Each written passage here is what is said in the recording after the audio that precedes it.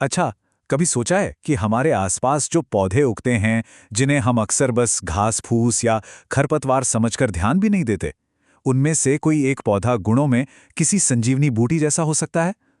आज हम ऐसे ही एक पौधे के छिपे हुए रहस्यों से पर्दा उठाने वाले हैं। तो सवाल यही है, क्या सच में कोई मामूली सा खरपतवार एक लाइफ सेविंग मेडिसिन का सोर्स बन सकता है? चलिए इसी सवाल का जवाब ढूंढते हैं और देखते हैं कि कैसे एक बिल्कुल साधारण सा दिखने वाला पौधा अपने अंदर कितनी कमाल की शक्तियां छिपाए हुए हैं। जी, हम बात कर रहे हैं रसभरी की। ये एक ऐसा औषधीय पौधा है जो ज्यादातर खेतों में या खाली पड़ी जमीन पर बस अपने आप ही उग जाता है।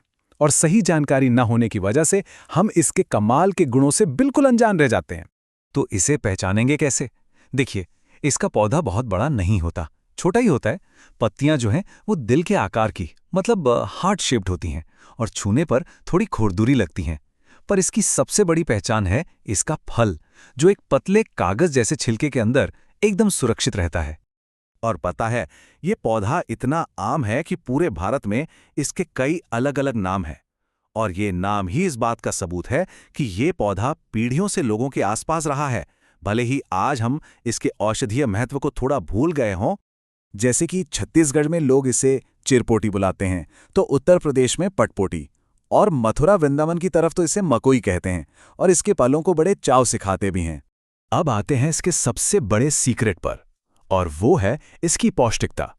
शायद इस पर यकीन करना थोड़ा मुश्किल हो, लेकिन ये छोटा सा फल असल में पोषक तत्वों का एक पावर हाउस है। और ये बात तो सच में हैरान करने वाली है। रसभरी में विटामिन सी की मात्रा नींबू से भी, जी हां, नींबू से भी ज्यादा होती है। हम सब नींबू को विटामिन सी का बेस्ट सोर्स मानते हैं, लेकिन रसभरी तो उससे भी आगे है। पर कहानी सिर्फ विटामिन सी पर ही खत्म नहीं होती। अरे, इसके फल और पत्तियों में पॉलीफिनॉल और कैरोटिनॉइड्स जैसे जबरदस्त एंटीऑक्सीडेंट्स हैं। और साथ ही vitamin A, vitamin B complex, iron, calcium, मतलब जरूरी पोषक तत्व इसमें कूट कूट कर भरे हैं। तो ठीक है, इसमें इतने सारे न्यूट्रिएंट्स हैं, पर इसका हमारी सेहत के लिए क्या मतलब है? अब हम ये देखेंगे कि पारंपरिक आयुर्वेद में रसभरी को किन किन बीमारियों के इलाज के लिए एक कारगर दवा माना गया है। अच्छा, इसके उपयोग को समझने से पहले इसकी 3 खास किस्मों को जानना भी जरूरी है।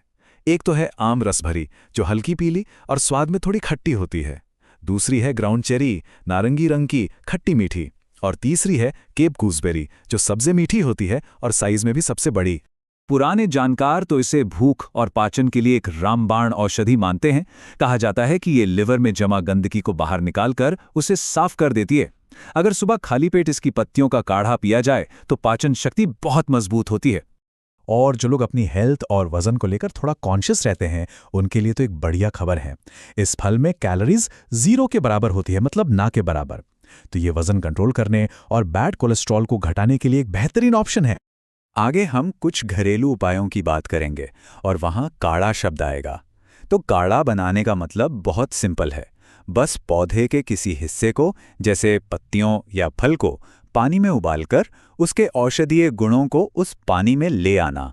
जैसे कि पीलिया यानी जॉन्डिस में इसकी ताज़ी पत्तियों को पीसकर उनका रस निकाल लिया जाता है, और फिर उस रस के 3-4 चम्मच पानी में मिलाकर पीने से बहुत राहत मिलती है।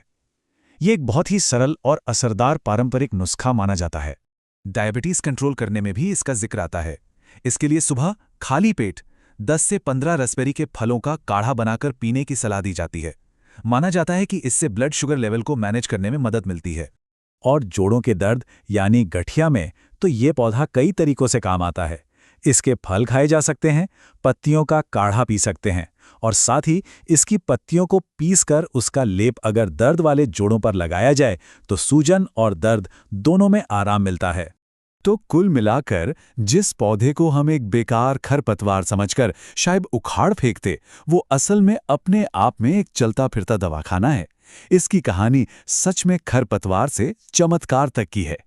ये पौधा इस बात का जीता जागता उदाहरण है कि प्रकृति ने हमारी सेहत के लिए खजाना हमारे आसपास ही छिपा रखा है।